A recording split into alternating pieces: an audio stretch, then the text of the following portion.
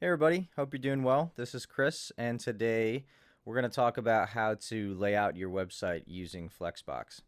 So this is just one way to do it. It's not the only way, but very often I'll reach for Flexbox, and I think in a lot of situations you could potentially use this entirely. You could, of course, use it in combination with something like Grid. You can use other layout and positioning strategies as well, totally. But what I'm going to do is start off with a little bit of kind of theory with a visual here, and then I'll get into some actual code so we can put together a little kind of mock website together to show some real life use cases of Flex layout. So let's say we have these two elements here, these two white rectangles. We're going to call these children elements, and we're going to refer to this tan sort of big box element as the parent. So the first thing to think through is that when you are using Flexbox, you are setting a display flex property on the parent. So let me add that in. So I'll add some text and I'll say display flex. And this is something that we'll be doing in actual code together here in just a minute. So I have now set display flex on this rectangle, which means that the elements inside will now be able to be moved around with a couple of different properties that we can attach to this container. So by default, items are laid out in a row. You can lay them out in Flex in a row or in a column. If you want it to be laid out in a column, you'll need to set that property specifically. So we'll start with row. You'll notice here I have these two axes. So an x-axis being the primary axis, and then up and down is the secondary axis. So as I mentioned, by default, the flex direction property is set to row, which means the primary axis is left and right. So if we talk about this first property of adjusting the layout of these children elements, we can use justify content. Justify content has a couple of different options. It starts off defaulting by putting these positions at the start of the row. You could set justify content to flex end. Looks like I got my arrows caught up there. Which would put both of your elements at the end. You could do justify content center, which would put them in the middle. You could do space between, which would space your two elements between one another and leave all of the empty space in the middle. You could do space around, which kind of evenly distributes space in between the elements and around them. And then you can do space evenly, which tries to, or which does space the elements evenly between the edges and from one another. So if I go back to the start, the other property that you see on here is align items. Align items will allow you to affect the positioning of your children elements along the secondary axis. So in this case, up and down.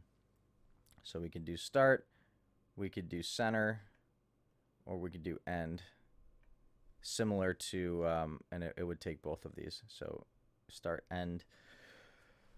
And you could play with both of them in combination as well. So you could do, like, say, for example, right now we've got align items. We're at the end of this container. You could do justify content center as well. And now the arrows are getting all screwy. So I think this is a good sign to jump into some code. But again, remember that we set display flex on the container, and that is going to affect the positioning of the children. So I've got a new folder over here. I'm just going to create a new file and call it index.html. And then I'll have another one called style.css or styles.css. In my index.html, I've got an extension called emit, so it's going to have these boilerplate setups already done for me, so I'll just hit enter and get that going. And then in the head, I'll set up my CSS link. Again, another emit abbreviation. I'll hit enter. And then same directory / styles.css. I've also got an extension called live server, so I can do some refreshing. Okay, so nothing there. Something that I like to do as a test is set the background color to one of the colors there, just to make sure it's working. It does not appear to be yet. Styles. And there we go. Cool. All right, so let's get started with some actual positioning here. So in the body, and I'll give some of these things classes. We won't necessarily use all of the classes, but just to kind of clear up some of the labeling. So let's do a div with a class of container. And then inside of that div, let's do a class. Actually, let's get a little bit more semantically specific. This will be our header with a class of header. And then inside, let's do an h1. Hello from the home page. Let's do an h2. This is my tagline. So then to visualize this a little bit better, let's go ahead and open up our styles.css or go back to it. Split this to the right. I'm going to get rid of this background color. And let's target the header and just give it a border. I can say 2 pixels solid black. Colon. Cool. And let's give it a height to give it a little bit more space so we can actually see the power of this flex positioning. So let's do a height of 30 viewport height. So on the header, what we want to do is set the display property to flex. Yikes, that looks awful. What happened? Well, remember, when you set display flex, it's targeting the parent. In this case, the parent is this header. The parent contains 2 child elements. And remember, if you think back to this hideous arrow everywhere diagram, when we started, the children were right next to each other because the default layout is row, and they start off at the top left of your parent container. So that's exactly, it's doing exactly what we told it to do. So let's tell it to do something better. So first, we want these stacked, not side by side. The default flex direction is a row, so we can override that by doing flex direction column.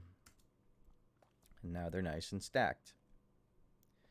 Now that we have set the flex direction to column, this secondary and primary axis situation has now flipped. So now the primary axis is actually up and down, and the secondary axis is left to right, which means that if we were to justify content center, notice that it goes up and down instead of left and right like we maybe expected it to. So if we want that to now center horizontally, we'll have to align items center. Cool, and now it's centered up. If we wanted to justify content center, now it's centered. There's some margin, default margin on this, on these H1s, H2s, so it doesn't look perfect, but there you go, one way to move this, move these things around. So let's do another section. Let's do a section, and within each section we'll have a div with a class name of card. And then inside, actually, yeah, let's do an H3 with card title, and then a paragraph with, we'll do lorem and hit enter, and that's lorem ipsum text, which is just the placeholder type text. And then let's copy this. I'm going to do 3 of these. And now we'll get to see a little bit of flex within flex. So right now this looks fine, but it's not a card like we expect it to be. So let's turn this into a card. So for our section, let's give this a class name of cards.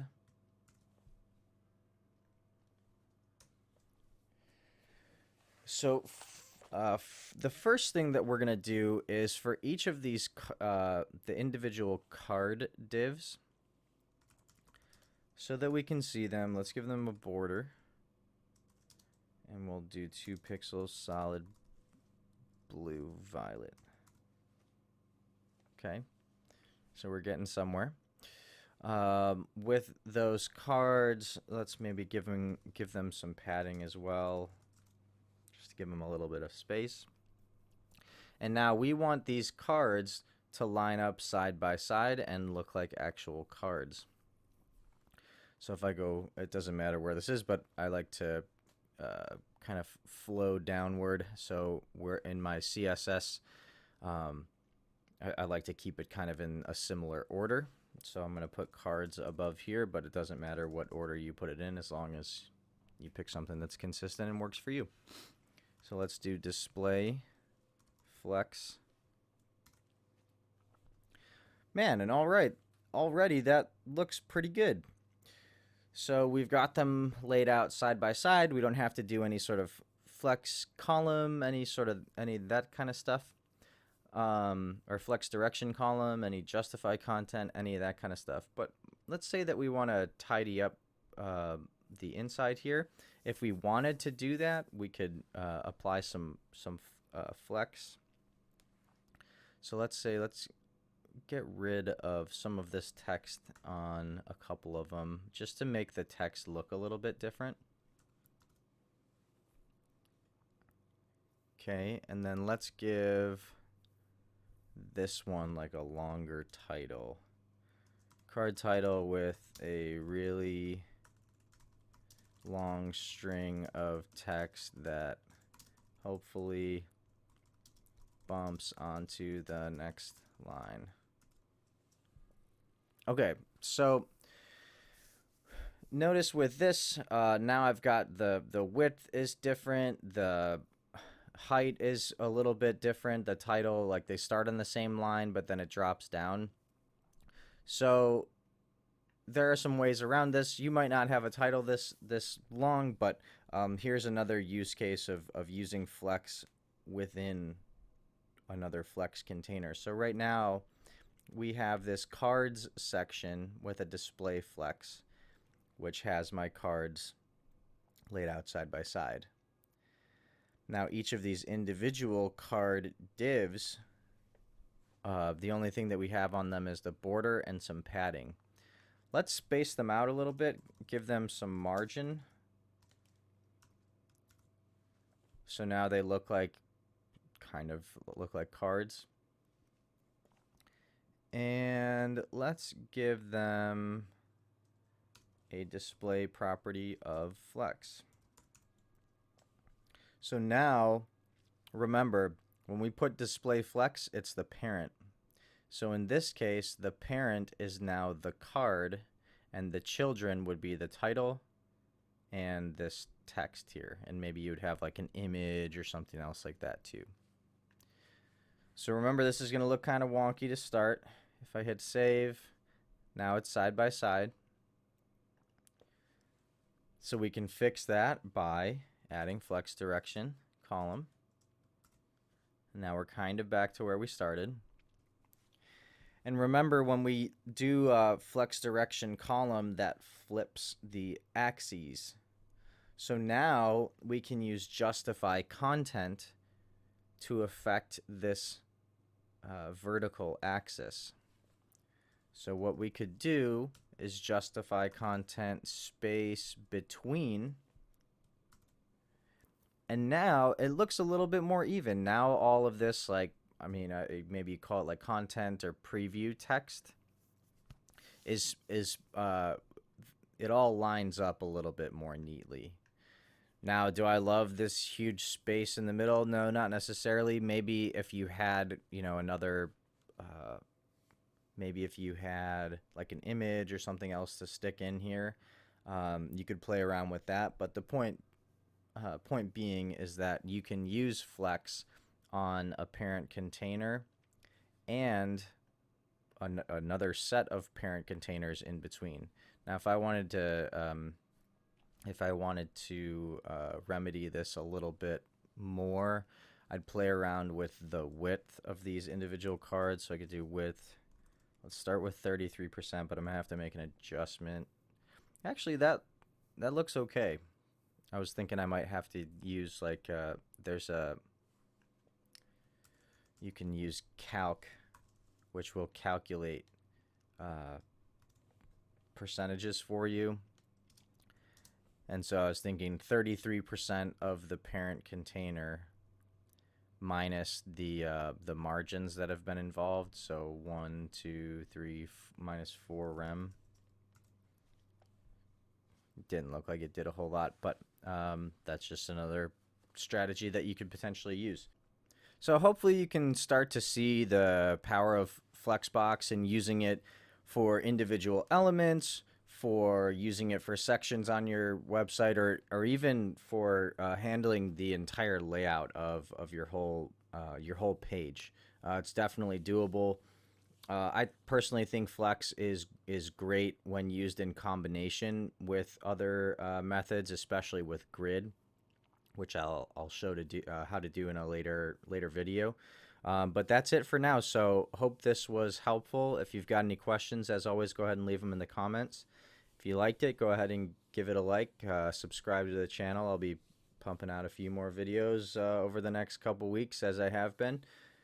And that's it for now. So thanks for hanging out, and I'll see you on the next one.